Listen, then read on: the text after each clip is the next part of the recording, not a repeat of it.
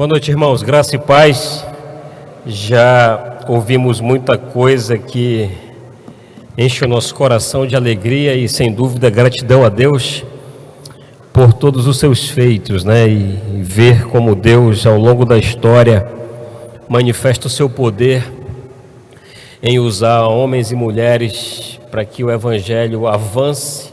Sem a menor dúvida, isso nos enche o coração de alegria, de esperança e principalmente de saber que nós estamos cumprindo com aquilo que o Senhor nos mandou, nos orientou através da palavra, e por isso a gente pode afirmar que, para a glória de Deus, nós estamos na direção certa, nós estamos no caminho certo, e é isso que nós devemos continuar a fazer. Na noite de ontem nós falamos um pouco sobre as crises que levaram um homem a ter um encontro singular com Deus, e vimos como esse encontro com Deus, como uma forma como Deus se revelou a ele, foi capaz de fazer mudanças na vida deste homem de maneira muito significativa. Falamos na ocasião sobre o chamado do profeta Isaías, de como esse homem, que é extremamente importante para a nossa compreensão bíblica, especificamente no Antigo Testamento. Devemos a Isaías muita coisa sobre as profecias messiânicas, profeta extremamente importante, onde Deus usa uma particularidade do profeta para se revelar de uma forma impressionante, e por conta dessa revelação, dessa experiência, Isaías tem uma compreensão correta sobre si mesmo, e isso lhe leva a tomar algumas decisões, a fazer algumas coisas. Foi isso que nós vimos. E aí a gente pôde perceber que isso não acontece somente com Isaías, isso acontece conosco também. O Senhor tem permitido que a gente passe por experiências, por situações, e essas situações acabam por nos levar num nível de profundidade muito maior com Deus.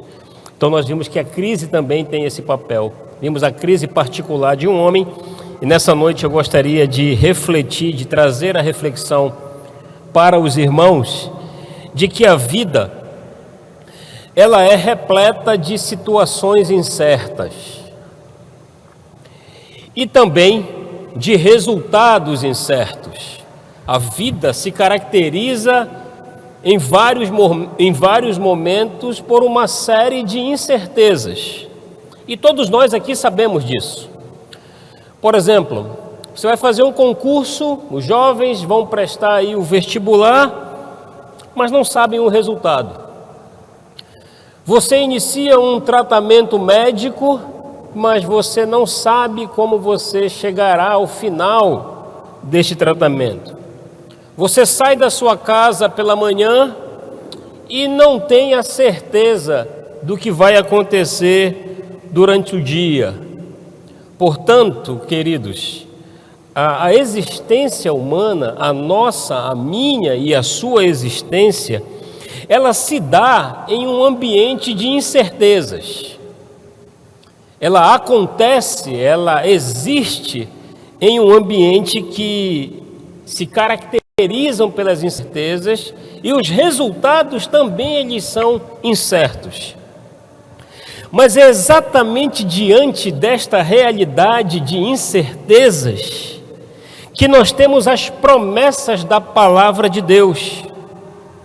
E é por isso que nós vivemos pela fé, crendo na palavra de Deus, naquilo que ela diz, onde aquilo que ela diz não é incerto, não é hipótese, não é uma ideia, é uma certeza.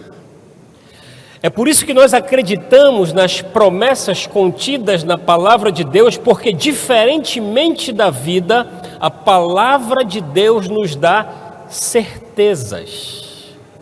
A palavra de Deus não trabalha com hipóteses, possibilidades, talvez.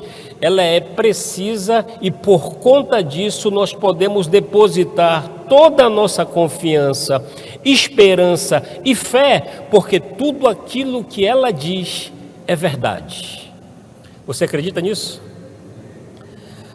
Por exemplo, uma das certezas que nós temos e nós temos por conta da palavra de Deus, é de que as nossas vidas, elas estão seguras pela mão direita do Deus eterno.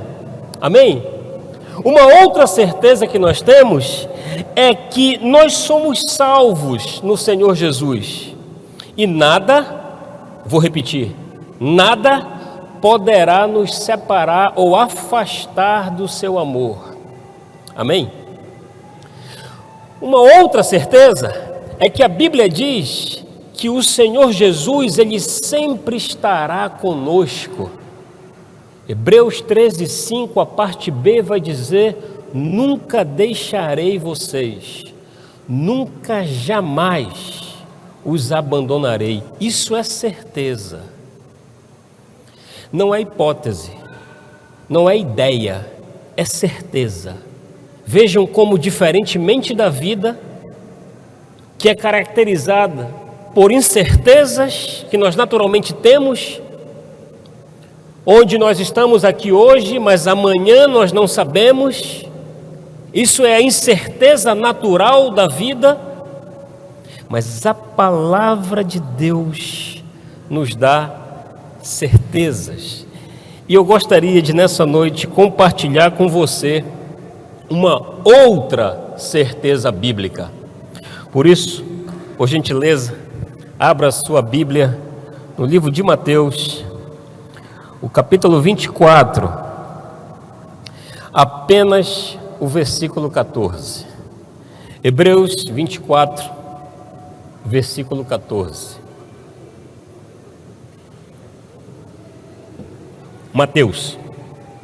Mateus capítulo 24, versículo 14, vou compartilhar com você uma certeza bíblica nessa noite, que nos fala acerca da missão de Deus. Nós vamos ver como a missão de Deus se realizará neste mundo. E isso não é hipótese, não é ideia, não é uma possibilidade. Eu quero que você encare desde o início isso que nós iremos ler como uma certeza. Mateus 24, versículo 14, diz assim: e será pregado este evangelho do reino por todo o mundo, para testemunho a todas as nações. Então virá o fim. Vamos ler todos juntos? É um versículo curto. 1, 2, 3. E será pregado este evangelho do reino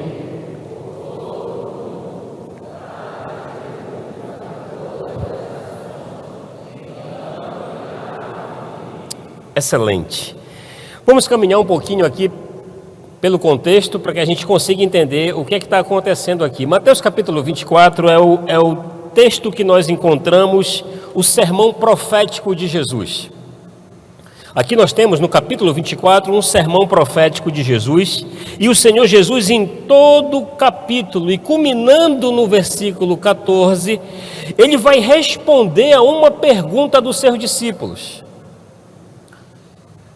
Tudo o que vai acontecer a partir do versículo 3 é em resposta a uma pergunta que os discípulos fazem. Veja o versículo 3 comigo, por favor, do capítulo 24. Olha o que diz: no Monte das Oliveiras, achava-se Jesus assentado quando se aproximaram dele os discípulos, em particular, e lhe pediram: dize-nos, quando sucederão estas coisas, e que sinal haverá da tua vinda e da consumação do século? O que os discípulos queriam saber? Eles queriam saber quando os sinais do fim iriam acontecer. Quando os sinais da volta de Jesus iriam acontecer. Então Jesus ele passa a responder a essa pergunta dos discípulos a partir do versículo 3, usando aí 3 sinais. E o primeiro sinal, ou a primeira crise, ele vai demonstrar, na verdade, 2 crises e um sinal depois, que culmina no versículo 14. Ele vai dizer e vai responder a essa pergunta dos discípulos de 3 maneiras. A primeira, é aquilo que a gente pode chamar de que os sinais que antecederão a minha vinda, o meu retorno, sejam sinais que acontecerão no mundo. Sinais cosmológicos, que estão ali nos versículos 6 e 7 do capítulo 24. Leia comigo. E certamente vocês irão ouvir falar de guerras, rumores de guerras. Vede, vocês não devem se assustar, porque é necessário assim acontecer, mas ainda não é o fim. Versículo 7. Porquanto se levantará nação contra nação, reino contra reino, e haverá fomes e terremotos em vários lugares.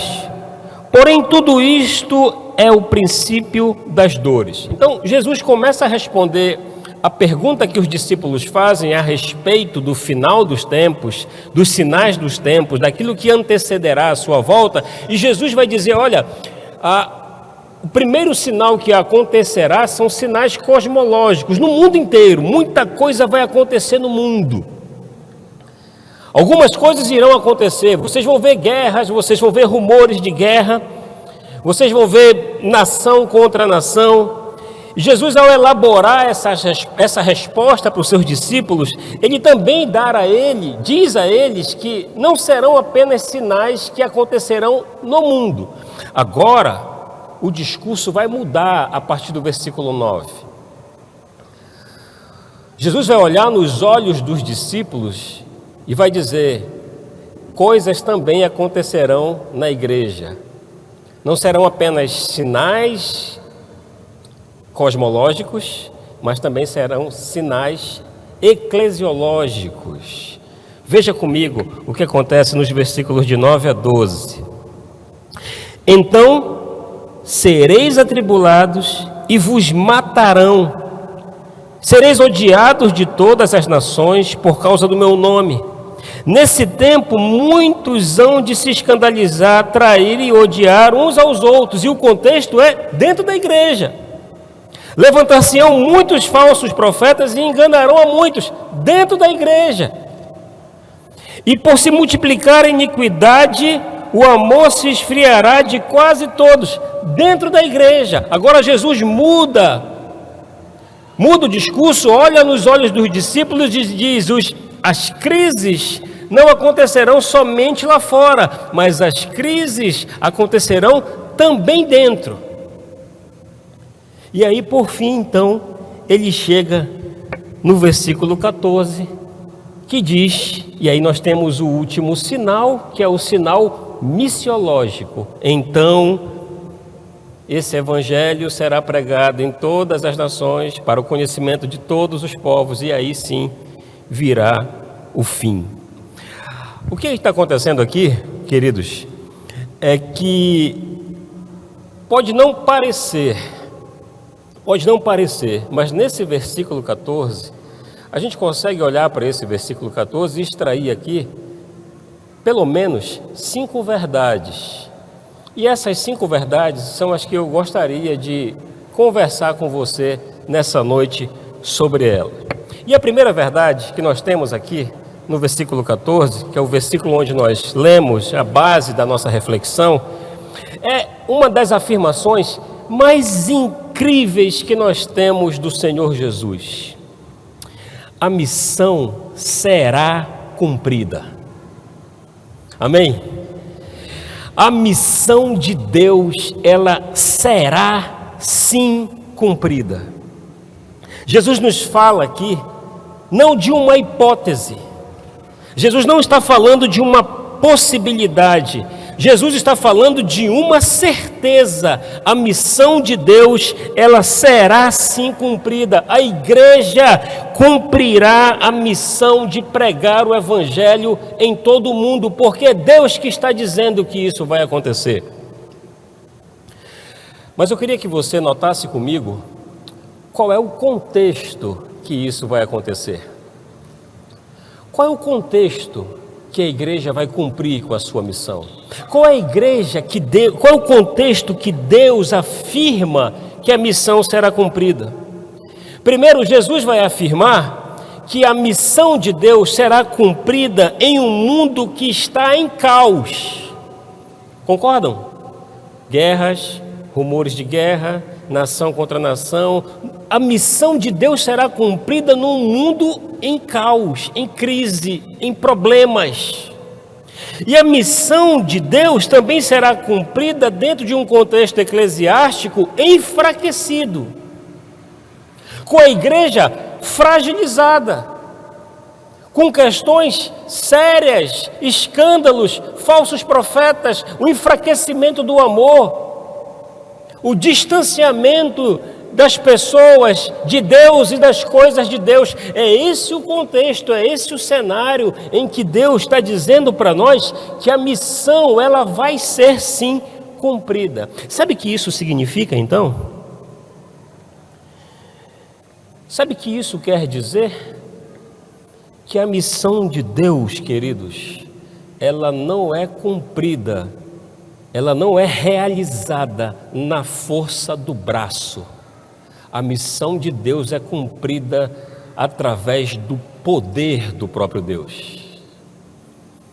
Mesmo diante de um mundo em crise, mesmo diante de uma igreja talvez fragilizada, mas ainda assim a missão será cumprida pelo poder do nosso Deus.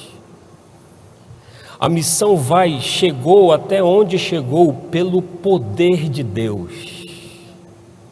Nós estamos aqui por causa do poder de Deus.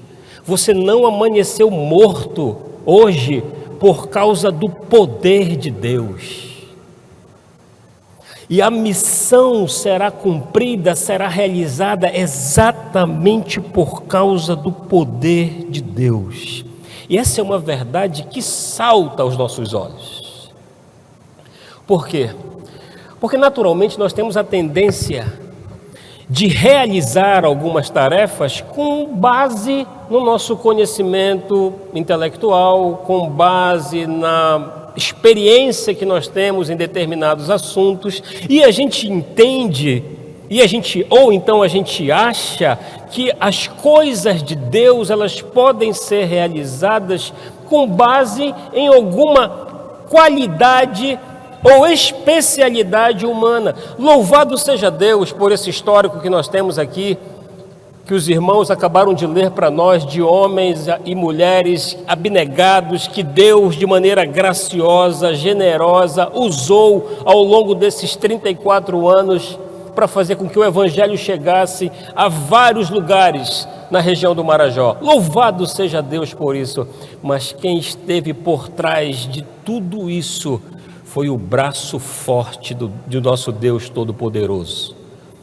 A mão de Deus, o poder de Deus. A missão será cumprida com base no poder de Deus. Isso me lembra de uma história que o meu colega missionário, quando nós estávamos no campo missionário, o pastor Flávio, foi ao Egito fazer uma visita aos irmãos cóptas, ali no Egito, e ele estava numa igreja cópta, e um senhor subiu para dar um testemunho. O testemunho desse homem, mesmo quando eu soube, para mim que não estava lá, vendo, mas o pastor Flávio estava e testemunhou para nós quando voltou ao Brasil, é impressionante. Ele dizia o seguinte, esse senhor disse o seguinte: durante alguns meses eu envenenei o meu filho. Esse senhor, no testemunho, disse isso. Porque o meu filho havia se tornado cristão, eles eram muçulmanos e o filho havia se tornado cristão. E aí, se tornar cristão dentro de um contexto muçulmano é extremamente vergonhoso, é uma traição terrível, mancha a família, mancha o nome da família, mancha a história da família, mancha a cultura, então eles preferem que o filho ou o parente morra do que tenha na família alguém convertido ao cristianismo. E aí, então esse pai passou a envenenar o próprio filho na tentativa de matá-lo. e nada acontecia. O filho não sabia. O filho não sabia que estava sendo envenenado. Se alimentava, e isso aconteceu por alguns meses. E o pai aumentava a dose do veneno e nada acontecia. E um dia, então, o pai resolveu seguir o seu filho. E aí descobriu que ele entrou numa casa, numa sala, que na verdade não era uma casa, era um local onde os crentes se reuniam ali no Egito.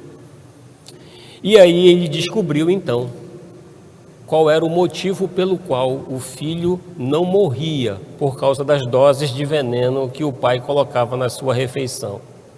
E aí ele então disse assim: esse Deus é muito mais forte do que o Deus do Islã. E aí eu quero me render a esse Deus então. E naquele dia aquele homem veio à frente chorando, dizendo: tem alguns meses que eu enveneno meu filho, mas nada acontece. E a conclusão que eu chego é porque o Deus dele não tem permitido que isso aconteça, e eu quero esse Deus para mim. Isso é o poder de Deus, irmãos. Isso não se realiza com a força humana. Isso não se faz com a força do braço. A missão de Deus se faz por base no poder que o Deus das Escrituras tem de salvar pessoas. Eu imagino que o contexto onde algumas das nossas igrejas, como por exemplo o Campo Missionário de Moaná, Campo Missionário de Curralinho, quando no início, eu imagino as lutas, as dificuldades. Temos aqui o pastor Nildo, que poderia citar inúmeras dificuldades quando da plantação do Campo Missionário em Moaná, da plantação do Campo Missionário em Curralinho. Eu imagino as lutas, as barreiras, as dificuldades. E hoje nós temos igrejas. Louvado seja Deus por esses homens abnegados que Deus nesse processo usou, mas quem estabeleceu foi o poder de Deus, o braço forte e poderoso do nosso Senhor. Então a primeira verdade que a gente descobre aqui nesse versículo 14 é que a missão de Deus será cumprida, mesmo no mundo em caos, mesmo num mundo difícil, mesmo numa igreja talvez fragilizada, mas ainda assim aquele que prometeu é fiel para cumprir com aquilo que promete. A missão de Deus será cumprida. A segunda verdade que a gente consegue encontrar aqui nesse versículo 14 é que a missão é o Evangelho. Vejam o texto: e será pregado este Evangelho.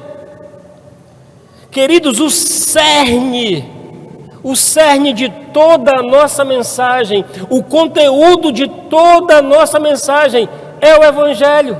É o que diz Mateus capítulo 4, versículo 23. Veja comigo rapidamente, por favor.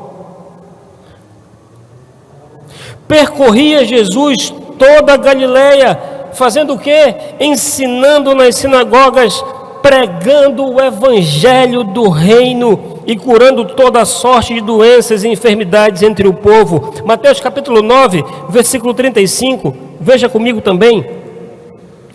E percorria Jesus todas as cidades e povoados, ensinando nas sinagogas, pregando o Evangelho do reino e curando toda sorte de doenças e enfermidades. A missão é o Evangelho. Não existe missões sem o Evangelho. Não existe evangelismo sem Evangelho. Não é possível pensar em alcançar as pessoas sem o Evangelho. A mensagem da igreja é o Evangelho. Nós não podemos substituir a mensagem por aquilo que talvez as pessoas desejem saber ou desejem ouvir. O que elas precisam ouvir é aquilo que está escrito no Evangelho, que Jesus Cristo é o único caminho, é a verdade e é a vida, e ninguém vem ao Pai senão por Ele. Essa é a mensagem do Evangelho. Não existe evangelismo sem o Evangelho. A missão da igreja é pregar o poderoso Evangelho. Por quê? Há poder no Evangelho. É isso que o apóstolo Paulo fala em Romanos, porque o Evangelho é o poder de Deus, não foi o poder, é o poder de Deus para a salvação de todo aquele que crê. O Evangelho, queridos, continua sendo o poder de Deus. E o Evangelho, a missão está no Evangelho. É isso que nós precisamos entender. John Stott, ele escreveu um livro chamado Como Ser Cristão.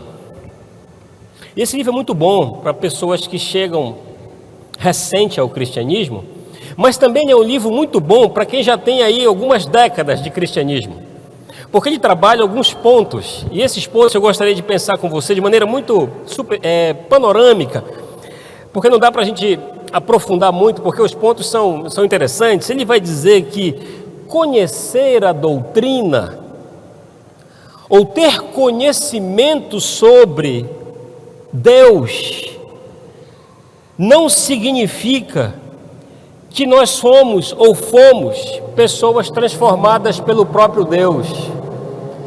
Ter conhecimento sobre Deus não significa que você nasceu de novo. Saber doutrina, conhecer a doutrina, por mais importante que isso seja, e de fato é, não significa que você seja transformado. Temos muitas pessoas que sabem a doutrina, conhecem, sabem, têm informações sobre Deus, mas não foram transformados por ela.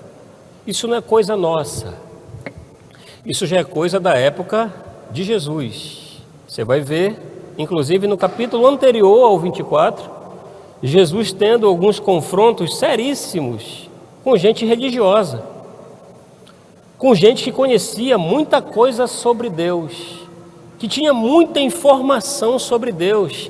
Cito aí fariseus, escribas, saduceus, sumos sacerdotes, gente que tinha muita informação sobre Deus, mas nunca o conheceu. Significa então que é perfeitamente possível você ter muitas informações sobre Deus, sobre a doutrina, mas não necessariamente ser um convertido. É por isso que nós precisamos do Evangelho. É por isso que nós precisamos da experiência. É por isso que em determinado momento daquela relação de Jesus com os seus discípulos, ali no Evangelho segundo Lucas, ele vai chegar para os seus discípulos e dizer: quem as pessoas dizem que eu sou? Lembram desse momento? Lembra disso, pastor? Quem as pessoas dizem que eu sou? Aí eles vão responder: não, alguns dizem que tu és João Batista, outros dizem que tu és Elias, outros dizem que tu é algum profeta. Aí Jesus volta-se, aí eu queria chamar sua atenção para isso, preste atenção nisso aqui. Aí Jesus volta-se para os seus discípulos e diz: e vocês? Quem dizem que eu sou? A essa altura, esses homens já estavam com Jesus há quase 3 anos.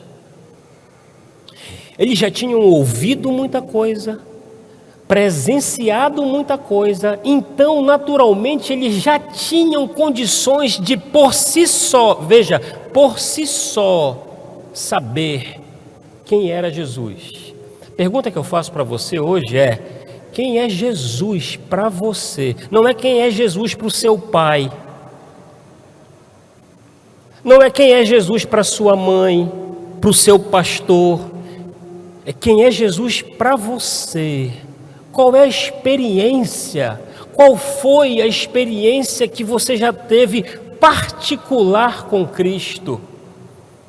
Não é quem é o Jesus para a igreja cristã evangélica em breves, é quem é Jesus para você. Você já tem condições de responder a essa pergunta?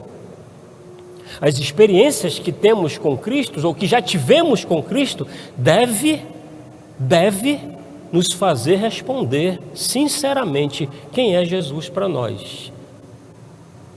E essa resposta, queridos, ela não passa pela quantidade de informação que você tem. Não passa por esse crivo.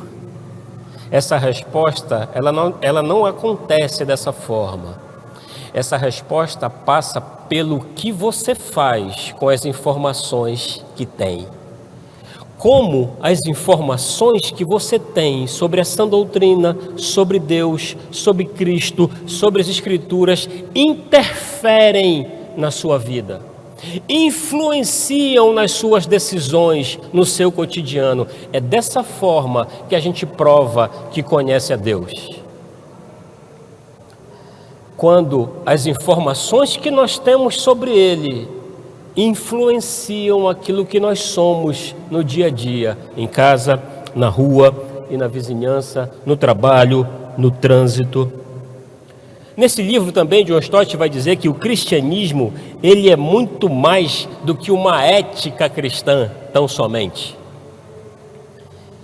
E aí, ele vai dizer, e aí você vai precisar ir comigo lá, porque esse versículo ele é muito importante, Mateus capítulo 23, o versículo 28, olha o que está acontecendo aqui, olha o que Jesus diz, 28 do capítulo 23.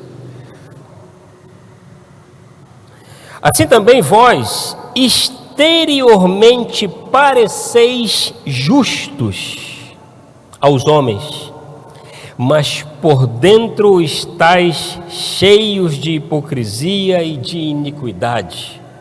O cristianismo, queridos, ele é muito mais do que um bojo de ética. É muito mais do que isso. Essa é uma verdade muito importante que a gente consegue observar nesse versículo 14 do capítulo 24. Cristianismo, inclusive, é muito mais do que o próprio culto. O cristianismo bíblico é muito mais do que o próprio culto. E aí, no capítulo 23, essa resposta vai estar para nós também, porque nós tínhamos pessoas, ali os judeus, estavam praticamente envolvidos, toda a vida deles cotidiana se relacionavam com as questões do templo. Com relação ao dízimo, eles davam o dízimo até do tempero. Alguns estudiosos vão dizer que eles tiravam o dízimo até do capim que o cavalo comia. O cavalo, está aqui os 10%. Isso aqui não é seu não. Davam o dízimo do cominho, do tempero. No entanto, são reprovados por Deus. Por quê? Apesar de serem exteriormente religiosos, por dentro nada havia mudado. E antes de a gente entrar na terceira verdade, Lucas, capítulo 19, e aí no capítulo 20 também, tem algo que é intrigante. Intrigante. Não é possível ler capítulo 19 e 20 de Lucas e não refletir sobre aquilo que está escrito ali, sobre o que Jesus faz quando ele finalmente entra em Jerusalém. Toda a narrativa de Lucas é construída para aquele ápice, quando ele entra em Jerusalém, e ao entrar em Jerusalém ele vai direto para o templo com o propósito de purificar o templo, que havia sido transformado por aquelas pessoas como um local de comércio, de roubo. E Jesus, com o propósito de ensinar, de evangelizar as pessoas, precisa purificar aquele local. Porque aquele local, na eternidade, foi preparado por Deus para ser sinônimo de quê? De vida, de transformação, de mudança, de nova vida, de salvação, de esperança. Esse é o propósito daquele espaço religioso, e aqueles homens se encarregaram de modificar tudo aquilo ali. E Jesus entra no templo, purifica o templo, limpa tudo aquilo lá e começa a ensinar as pessoas, evangelizar as pessoas, trazer novamente a ideia daquele espaço. Queridos, esse espaço aqui, separado por Deus, deve ser um espaço onde as pessoas entram e saem daqui encontrando vida, encontrando restauração, novo nascimento, esperança, palavras de vida. Você, pastor, que está na sua igreja, entenda isso. A sua igreja, aquele espaço, esse espaço religioso deve ser usado para que as pessoas entrem ali e encontrem vida, esperança, novo nascimento. Por outro lado, os opositores de Jesus, ali mesmo, em Lucas, no capítulo 19 e no capítulo 20, vão se levantar contra todo aquele ensino, toda aquela mensagem redentora, e eles vão tramar contra a vida de Jesus. Vão procurar, o texto vai dizer, procurar eliminá-lo, matá-lo. Onde?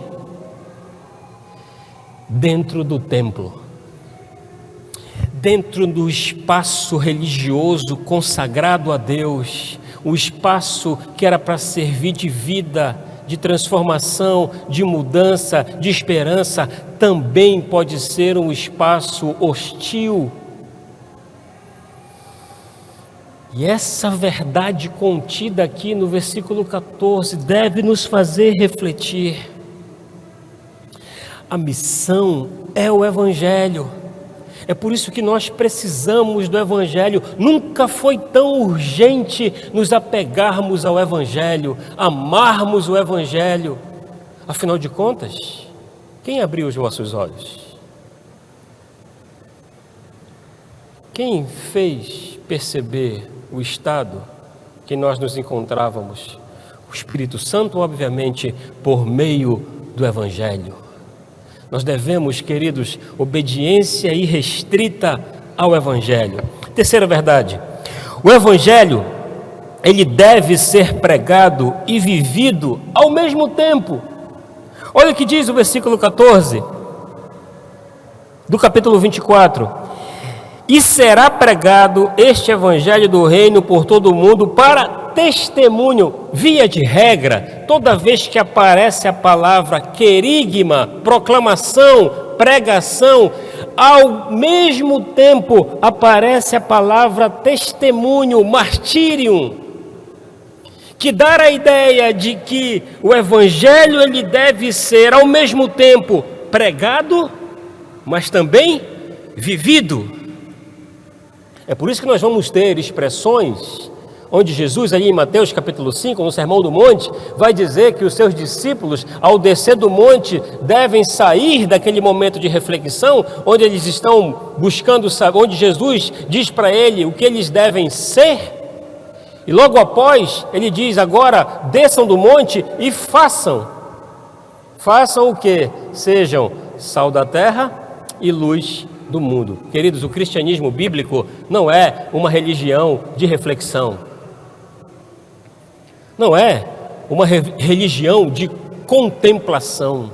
O cristianismo bíblico, o cristianismo das escrituras, do evangelho, é um cristianismo que onde o evangelho ele é pregado, mas ele também é vivido. Simultaneamente, a gente não pode perder isso de vista. Esse espaço aqui, estar aqui é bom? Estarmos juntos é bom? Sim ou não? Os irmãos gostam de estar juntos? Os irmãos gostam de estar aqui nesse momento de culto, de louvor, de adoração. Daqui a pouco a gente vai poder se congratular, né? Que coisa boa, que coisa gostosa. Isso é muito bom. Mas, irmãos, eu e você sabemos que a coisa aperta na segunda-feira, não é? Que a situação torna-se um pouco mais complexa e crítica ali no ambiente do trabalho. Ali com aquele vizinho que te provoca, com aquele colega de trabalho que quer te derrubar, com aquele colega da escola que quer o seu mal, que inventa inverdades sobre você. A coisa aperta ali. Aqui dificilmente as coisas sairão do controle. Aqui nesse momento de culto, daqui a pouco de comunhão, nós teremos problemas de fato. A gente se veste praticamente do mesmo jeito, a gente canta a mesma coisa, a gente usa o mesmo vocabulário, mas a coisa torna-se mais complexa quando a gente sai desse contexto, desse ambiente. É isso que esse texto fala para nós. Essa é uma das verdades importantes que esse versículo aponta para nós. O Evangelho deve ser pregado, mas a gente não pode esquecer que também ele deve ser vivido. Quarta verdade: o Evangelho deve ser pregado a todas as nações. Olha o que o texto está dizendo: será pregado este Evangelho do reino por todo o mundo, para testemunho de todas as nações. E é bom que você entenda aqui a palavra nações não como países. Nações aqui não se refere a países. Nações aqui está se referindo a um grupo de pessoas com uma cultura e com uma língua própria. Tá bom? Então, nações aqui se refere a um grupo de pessoas que não importa a quantidade, mas que esse grupo de pessoas tenham a sua própria cultura e a sua própria língua. Isso não significa necessariamente países. Agora, queridos, é injustificável que depois de 2.000 anos, mais de 2.000 anos, mais de 500 anos da Reforma Protestante, a gente ainda tenha 7.000 povos, 7.000 nações que não conhecem absolutamente nada sobre Jesus. É injustificável que depois de 2.000 anos ainda existam 1.800 línguas sem nenhum versículo traduzido da Bíblia, nem João 3,16. 1.800 línguas sem nada, sem absolutamente nenhuma porção das Escrituras. Vamos falar de Brasil. Amanhã, inclusive, vou trazer alguns dados a mais. É injustificável que depois de mais de 2.000 anos, no Brasil ainda existam 10.000 comunidades ribeirinhas sem a presença de nenhuma igreja. 10.000 comunidades ribeirinhas na região norte do país, inclusive a nossa região, sem nenhuma presença de igreja. Como entender isso? Como a gente pensa então no Maranata, que nós gostamos de cantar, que nós ansiamos, que nós desejamos e devemos continuar cantando o Maranata, devemos continuar ansiando pelo Maranata, ora vem Senhor Jesus, mas você não pode esquecer que não existe Maranata sem a pregação do Evangelho. Não existe ora vem Senhor Jesus sem evangelismo, sem fazer missões, porque o que está dizendo aqui? E será pregado este Evangelho do reino por todo o mundo, para o conhecimento de todas as nações. Então virá o fim. Você quer o Maranata? Você deseja o Maranata, sim ou não? Amém? Opa, mais ou menos, né? Agora, depois dessa, desejamos o Maranata? Amém. Então pregue o Evangelho na mesma intensidade que você anseia pelo retorno de Jesus. Pregue o Evangelho na mesma intensidade que você canta e deseja que o Maranata aconteça, porque não existe ora vem Senhor Jesus desassociado da pregação do Evangelho. Isso é o próprio Senhor que está dizendo. E por fim, a quinta verdade, queridos, Jesus voltará. Amém? O nosso Senhor voltará. Aquele que nos redimiu, aquele que abriu os nossos olhos, mudou a nossa história, tirou os nossos pés do tremedal de lama e firmou os nossos passos. Esse Senhor um dia voltará. Que verdade linda, que verdade animadora para nós, os salvos. Essa verdade, ela traz naturalmente duas realidades. Duas realidades. Uma maravilhosa e uma outra terrível. Terrível. Maravilhosa para a igreja, por quê? Porque será o momento em que Deus finalmente levará a sua igreja, finalmente nos mostrará o lugar que Ele foi preparar. Que bênção! Finalmente nós não teremos mais a presença do pecado para nos interromper a ver a Deus como de fato Ele é. Isso é maravilhoso. Mas será terrível para aqueles que não crerem no Evangelho. Porque Jesus não será mais advogado, agora será juiz. Você tem alertado as pessoas disso? Você tem informado as pessoas sobre isso? Que Jesus voltará e que esse dia naturalmente trará duas realidades, uma maravilhosa para a igreja, mas uma terrível para aqueles que não conhecem o Senhor Jesus. Eu não conheço as pessoas com quem você lida diariamente, e nem você conhece as pessoas com quem eu lido diariamente. Por isso é seu dever evangelizar estas pessoas. Assim como é o meu dever evangelizar as pessoas que fazem parte do meu círculo de convivência. E eu sei que você está inserido em um contexto social que te dá condições de pregar o Evangelho. O que você tem feito com isso? Você tem informado as pessoas que Jesus voltará e que elas precisam nesse momento tê-lo como Senhor? Porque senão elas as terão como juiz, e aí toda oportunidade se esvai.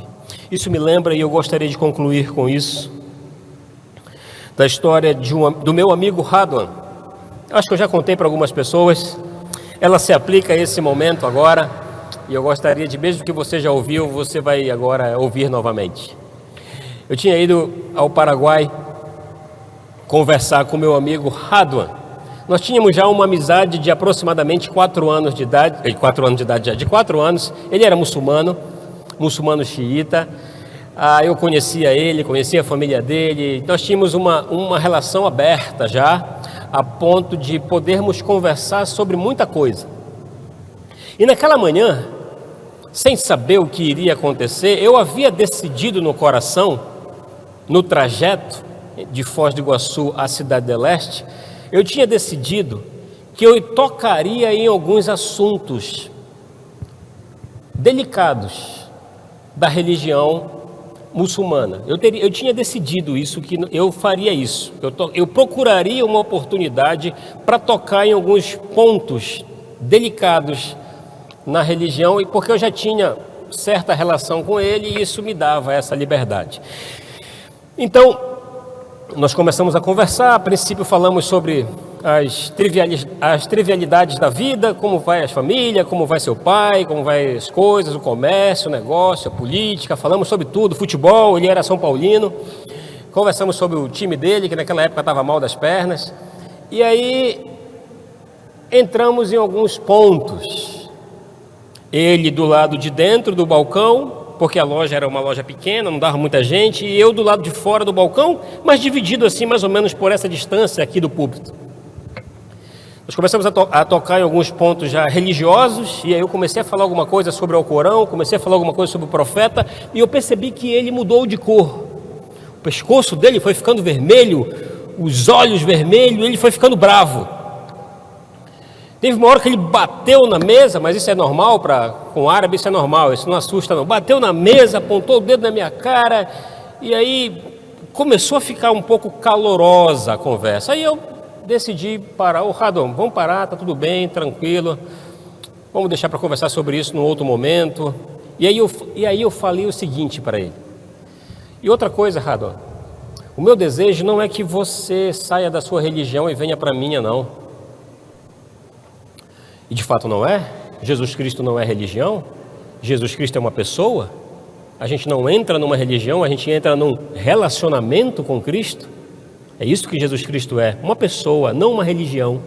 Eu disse isso a ele: eu não quero que você saia da sua religião e tão somente entre na minha, eu quero que você entre numa relação com Deus. Sabe o que ele disse para mim? Mas eu quero que você saia da sua religião e entre para a minha religião. Eu quero que você deixe de ser cristão e se torne um muçulmano. E ele, quando eu não esperava ouvir aquilo, não esperava, sinceramente não esperava ouvir. E eu não tive reação nenhuma quando eu ouvi aquilo. Eu só me calei e mudamos de assunto. Mas eu voltei para casa com aquilo na cabeça. Como assim? Como assim? E aquilo me incomodou de uma forma que eu tive que voltar lá no outro dia. Não no outro dia, mas alguns dias depois. Eu liguei para ele e disse: Radon, posso te visitar? Pode. E aí fui visitá-lo novamente com aquele incômodo, com aquilo na cabeça. Por que esse cara, ele falou isso para mim? O que ele está pensando quando ele diz que ele quer que eu saia da religião dele e saia da minha religião e entre na dele? Eu queria saber qual é a lógica. Eu não conseguia identificar. E aí eu fui em outro momento e escuta, depois de um tempo de conversa, eu falei: Radon, me diz uma coisa. Lembra daquele dia que a gente conversou sobre religião, que eu falei sobre o profeta, falei sobre o Alcorão, você ficou bravo comigo? Lembra? Não, claro, lembro, pô, faz pouco tempo, nem faz muito tempo. Por quê? Eu disse: Radon, me diz uma coisa, cara, por que você falou para mim assim, que quer que eu saia da minha religião e entre na sua? Por que você falou isso para mim? Sabe o que ele me respondeu? Porque você é meu amigo, Paulo. Porque você é meu amigo. Eu gosto de você, Paulo. E se você é meu amigo e eu gosto de você, eu quero que você conheça o Islã. Se eu já estava mal, eu fiquei pior. Sabe por que eu fiquei pior? Égua. Então, se isso é verdade, eu não gosto tanto das pessoas como eu digo que eu gosto. Porque se eu gostasse delas de fato, eu me preocuparia onde elas irão passar a eternidade se elas não conhecerem a Cristo. Parece que eu não amo tanto as pessoas assim como eu digo que eu amo. Porque se eu as amasse, quando Jesus Cristo vier, se elas não conhecerem a Cristo, elas passarão a eternidade sem Cristo. E Ele nem sabe, nem acredita, nem conhece a Deus como nós conhecemos. No entanto, Ele chega para mim e diz: eu quero que você conheça o Islã porque eu gosto de você, porque eu me importo com você. Puxa, irmãos, parece que a gente não se importa tanto assim com as pessoas. Parece que a gente não gosta tanto assim dessas pessoas que estão todos os dias com a gente. Porque se nós nos importássemos, nós nos preocuparíamos onde elas irão passar a eternidade. Por isso, é exatamente num contexto de mundo assim, num mundo em crise, numa igreja fragilizada, que Deus, com seu braço forte e poderoso, cumprirá com a sua missão, cumprirá com o seu propósito. Mas para que isso aconteça, a gente precisa entender que é essencial nós nos aproximarmos do Evangelho, porque não existe missões sem Evangelho, não existe cristianismo sem Evangelho. Cristianismo sem Evangelho não é cristianismo, é misticismo. Não existe cristianismo sem Evangelho. E não existe a pregação, o evangelismo sem o Evangelho. Você se importa com as pessoas. Você deseja uma maranata. Então evangelize as pessoas. Pregue o Evangelho para as pessoas. Baixe sua cabeça e vamos orar ao Senhor.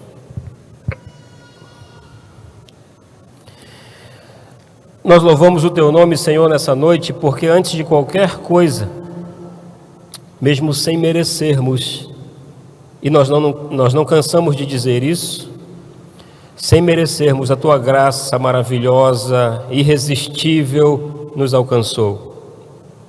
Não havia absolutamente mérito nenhum em nós, mas foi o Teu braço forte, o Teu poder, a Tua mão poderosa, que fez com que nós nos curvássemos diante de tudo aquilo que o Senhor nos revelou.